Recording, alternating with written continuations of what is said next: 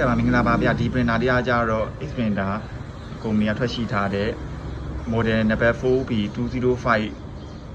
4L ပေါ့နော်ဒီလက်မဆိုင်ဘာကု printer လေးပါကြာတော့ဒါလိုက်တာမယ်လေးပဲ printer လေးပါ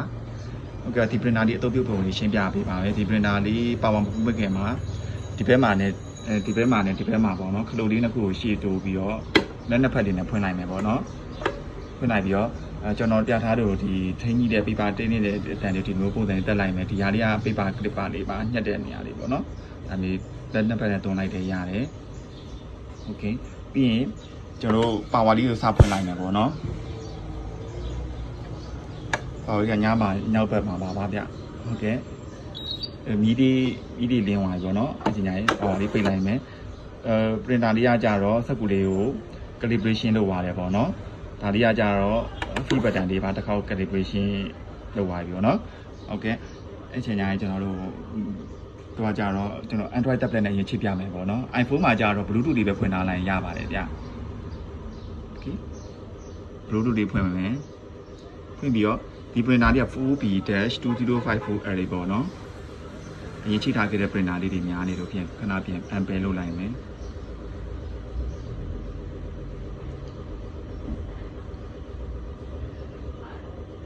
ဒီသူက 4B-2054 array ပေါ့နော်ဒါလေးကိုနှိပ်မယ်နှိပ်ပြီးတော့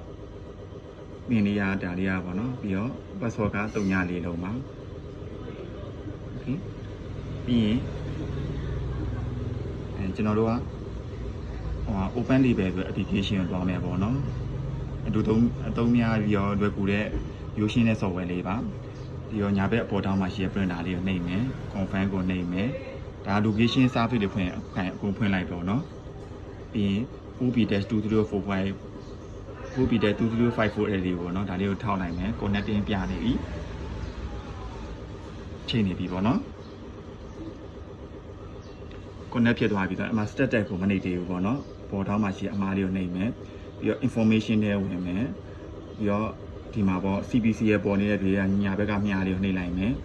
ပြီးတော့ဒီမှာ TSP ရဲ့ကိုရှာပြီးရွေးလိုက်မယ်ပေါ့နော်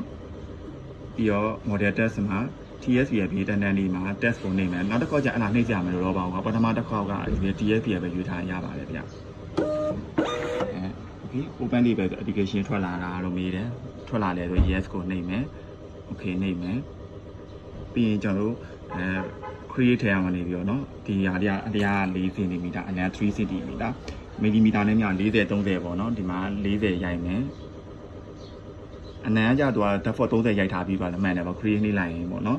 ဒီလိုအဖြူ size လေးကြာလာတယ်ပေါ့ဒါလေးကကျွန်တော်စမ်းပြတာဆိုတော့လေအစားဆုံးပြောပြတော့ပေါ့เนาะ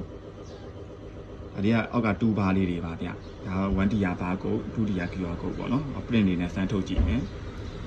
ဒီမှာပေါ့ဒီဘိုင်းမှာအပြားလေးဒါလေးပြနေ connect ဖြစ်နေပြီပေါ့နော်တကယ်လို့ disconnect ဖြစ်နေတာလေးတွေဝင်မယ်ပြီးရင်ဒီဟာလေးကိုအလေကောင်လေးထောက်ပြလိုက်ရင် connect ပြန်ဖြစ်သွားပြီပေါ့နော် okay print connect ကြည့်မယ်